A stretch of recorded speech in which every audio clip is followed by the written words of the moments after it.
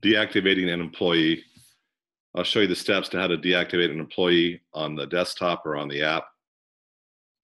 If I go to the desktop first and I hit the employee icon right here at the top, the navigational icons, I then can quickly look for the employee that I'd like to deactivate. This employee that has left employment.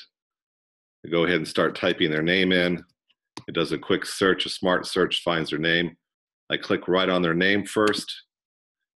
And before I do any kind of deactivation, I want to take them out of the schedule. And I go down here and delete schedule effective. And I can say delete their schedule effective February 5th. And then I can simply hit this button right here to make inactive. It shows that they've been removed from all the schedules from that date forward. It will leave a UA in their spot for all the schedules they have. It's like a footprint for what they were doing, so you could put someone else in that pattern. The UA means unassigned. There'll be a session later where you can talk about how you can switch a UA to an open shift or to someone else. But the idea is that employee has been an integral part of your system, taking a regular pattern schedule, and you want to keep that pattern and perhaps replace it with someone else in the future. So I can make inactive at this point and save, or after I've done that, I can go to the left of her name. There's a little red button there and say deactivate and say, are you sure you want to make this employee inactive, and say okay. All this does is take this person from this bucket of employees called active and puts them in another bucket called inactive. And we do this so you can come back later to find that same person, because then many times the employee will come back, work for you, find that person.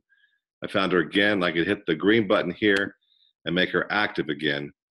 Now, if I go back to the active bucket here, she is back in as a full-time employee under my account. Her schedule's not intact, but I could put a new schedule for her. This is in case she had left for 6 months or for a year and came back to start working for us. On the app, I would go to the staff section down below and click the staff button. This is a simpler process on the app to deactivate an employee because it's kind of a one-step process. I quickly look down and find Becky Johnson. I click right on her name, and it says a green button right below her name to the right. It says deactivate. If I hit the deactivate button, it says this will remove them from all their upcoming shifts from that day forward. So on the app, you want to do this on the day after they've left. Hit the deactivate button. It will remove them from the schedule just like the desktop. It will leave a footprint. But in this case, if I say yes, it will do everything at once, remove them from the schedule and make them deactivated in one step. I click on that like that. Now she's going to be deactivated in the system, and I'll be able to go back into the account and see that she's not here. If I go down below and look for Johnson, there's only a Steve Johnson, and Becky is in the inactive section of the employees.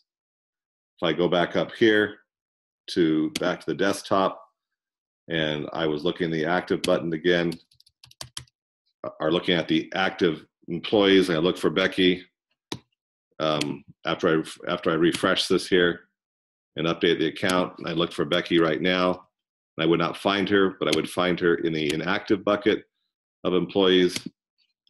Type in Becky, find her, and I see her there. So you essentially can put an employee in an inactive status or an active status. The active status, they'll be on all accounts. You can schedule them. They can see their open shifts according to the eligible shifts you made them for. And the inactive, in essence, puts them on the sidelines until you would like to use them again. Thank you.